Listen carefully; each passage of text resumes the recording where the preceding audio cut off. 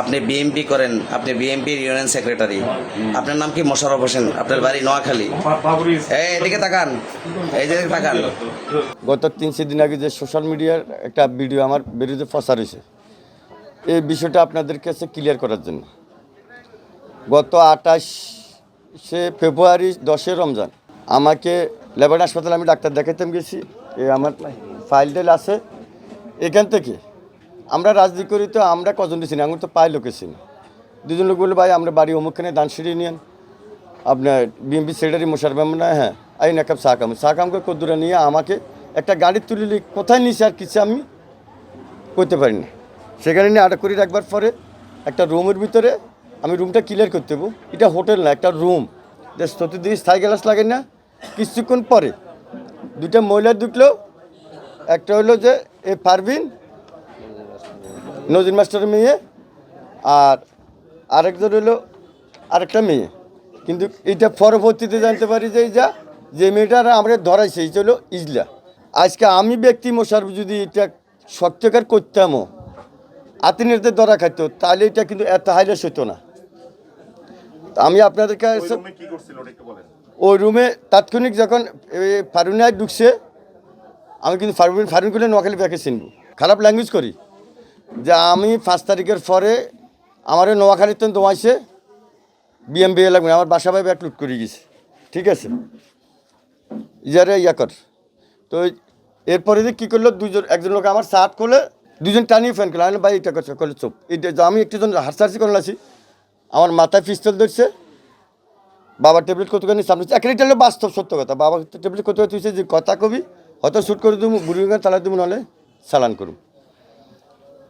এখন আমি তার কোনো কথা নেই।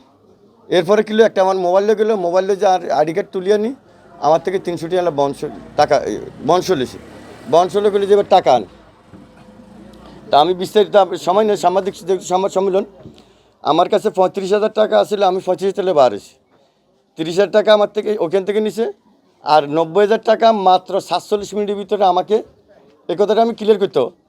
আমার এই সময়টা কীরকম টাকালা ফোন দে, কিন্তু কোনো লাঞ্ছিত করো।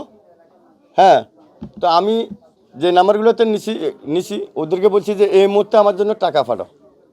তখন 3 জন লোক হতো, একজন তখন 50, দুজন তখন 20 করি 40। আমাকে এই লাঞ্ছিত করার পরে দিয়ে এখন আমি শুধু আপনাদেরকে এই যে পারভিনা মেয়েটা ইসলাম মেয়ে দিটা করাইছে, সেখানে এই যে 30 সেকেন্ডের ভিডিও, আমি দলের কাছে আপনাদের সাংবাদিকের কাছে প্রশ্ন যে এই মেয়ের সামনে আসে নাই, ওরও কেউ সামনে আসে নাই। এবং এইটা এই যে গত 15-16 বছরে আপনারা নোয়াখালী যারা আছেন, মিডিয়া সোশ্যাল মিডিয়া হাউজিংয়ে থাকতো, এই যে মহিলা আওয়ামী লীগের সভানেত্রী, আওয়ামী লীগের থেকে আপনার বাইসারানে ভোট করছে, তার একটা আপনার সাংবাদিকরা জানেন ব্যক্তিগত ভাই, আমি অত অতটুকু জানি না। তার 12-14টা স্বামী আছে, সে যারে ধরছে শ্যানবাগ যে ছেলে স্বামী দিয়ে ভোট করছে, যে নাম মিজান নাকি, ওরে নিঃস্ব করে এলিস এক। এরপরে এদেরকে ফোর্সে দিছে যে ক্লিয়ারগুলো বাড়া করছে। আমি এই জিনিসটা ক্লিয়ার করি, আমার এবার মাথা আছে যে এক পুলিশের আইজির বউ। যাই হোক, আমি টোটালে আমাকে এটা প্রকৃতভাবে আওয়ামী লীগের এই মেয়ে এই নেত্রী আমাকে হানি ট্যাপে ফালায়। এই ঘটনাটা ঘটাইছে একটা বয় হলো, আমরা যারা দেশ বিদেশে যাতায়াত করি, আমি একটা ইয়ে করি, এদিকে যে রাঙ্গুনি একটা যুবদলের নেতা মারিয়ে লেছে করে যেতে দুপুরে ওষুধ। যাই হোক, আমি এই বইয়ে ফান্ড আসে যে আমি টাকা গেলে মারিয়ে নেব, প্লাস আমার থেকে স্ট্যাম্প রাখছে যে 10 লাখ টাকা দিলে মামলা করব, দিতে হইব। ঠিক আছে, আমি আত্মসম্মানের চিন্তা করি কিলে এই নারী এই মেয়েটা কত খারাপ। আমরা সাংবাদিক বাইরে আমার নোয়াখালীর সকল নেতৃবৃন্দরা জানেন, আগে আসানে থাকতো, তার এই আড়িতে প্রমাণ আছে। সে 14 সালের 2 নম্বর ওয়ার্ডের থেকে আড়ি ট্রান্সফার করি সেনবাগ যাই, 14 সালে উপজেলা ভাইস চেয়ারম্যানে ভোট করছি। কিন্তু সে এখন ভাত খাইতে হয় না ঠিক মতো, তার এখন বর্তমানে গায়ে আছে 2-3 ক্যান। আমি এই জিনিসটা ক্লিয়ার করতো, তার এখন 2-3টা গাড়ি আছে, এবং তার সাবেক ছবি হলো এইটা, এলো তার আইডি কার্ডের ছবি, তার বর্তমান ছবি। আমি যদি আপনাদের জাতির কাছে, যে সাংবাদিকের কাছে, আমার নেতার কাছে প্রশ্ন যে এই যে মানুষের ইয়া করে কিডন্যাপ করি, সে এভাবে টাকা নেই, তার অতীত রেকর্ড আছে। এবং আমার দলের কাছে, প্রশাসনের কাছে আমার জোর দাবি হলো আমাকে ফানি ট্যাপে ফালাই এই ঘটনাটা করাইছে। এটা হলো সত্য কথা। আর আমি যেহেতু আমার যদি ব্যক্তি পরিচয় হইতো এটা কোনো কিছু হইতো না, কিন্তু আমার দলের ভাবমূর্তি নষ্ট করা লাই।